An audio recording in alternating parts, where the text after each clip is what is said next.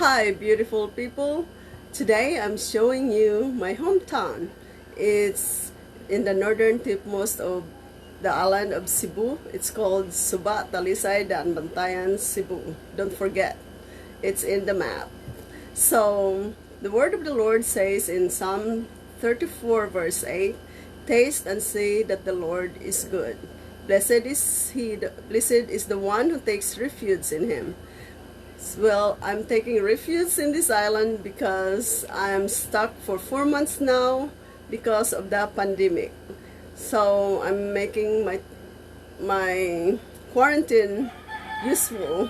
So I'm showing you on how to gather sea urchin. And sea urchin are known to be delicious, nutritious, and aphrodisiac.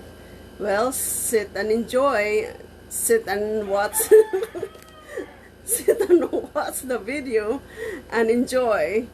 And thank you for watching, and don't forget to subscribe and share.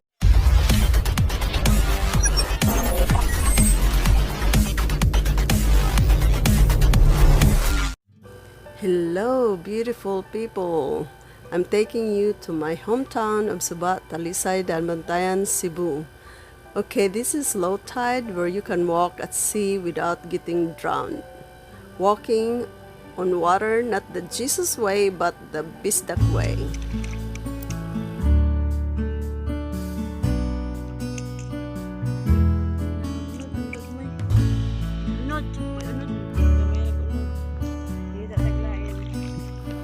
Here we are looking for sea urchin. Do you know that sea urchin are delicious? They look so scary, but do not judge a book by its cover.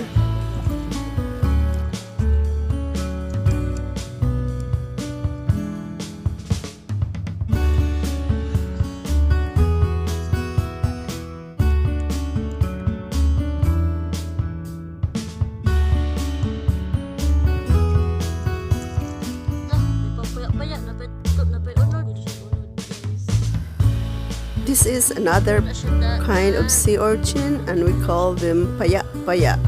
You take out the black part and throw it away. But the yellow one is the edible part. And that part is the gonad, which is the reproductive part of the sea urchin.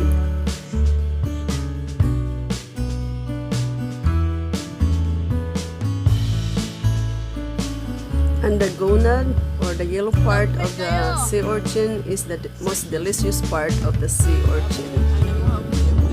That boat at a distance is harvesting some tuyum, and in English it's called black diadema.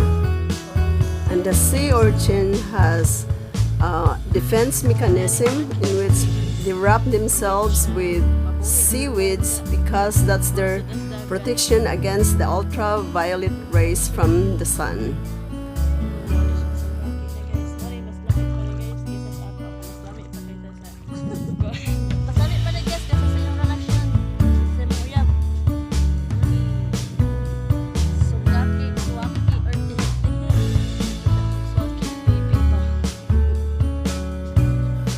We found some young sea urchin and we throw them back to the water so they can grow and reproduce.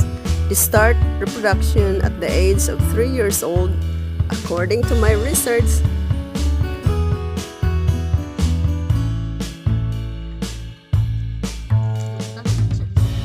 Sea urchin helps to protect the coral reef and the ecosystem under the sea. They feed on seaweeds and planktons. They are known to be aphrodisiac.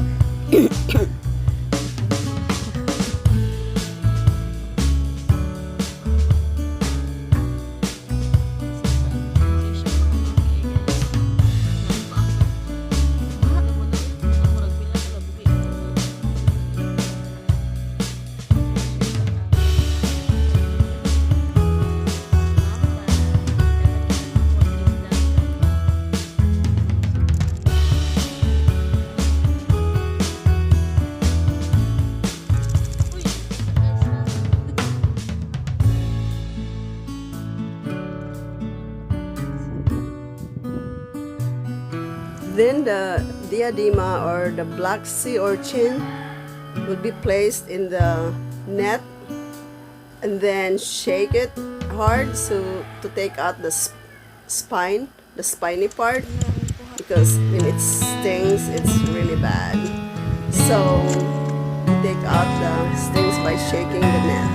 And here we go. There is this sungaki or other kinds of sea urchin gathered for the day.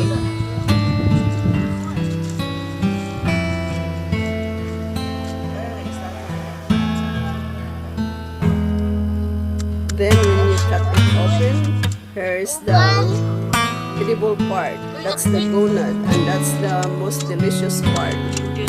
And the nutrients of that gonad is like the egg, the chicken egg. It has protein, it has all the calcium and everything. It's very nutritious. And then when you open it, you have to turn it upside down so that the saltiness will be taken out.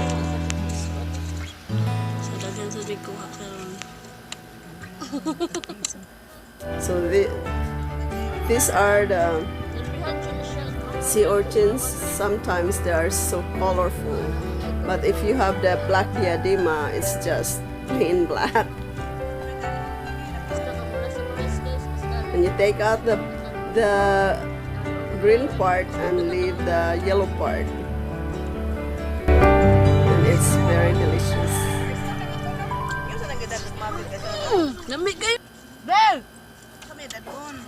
Then you either eat it with rice or you can eat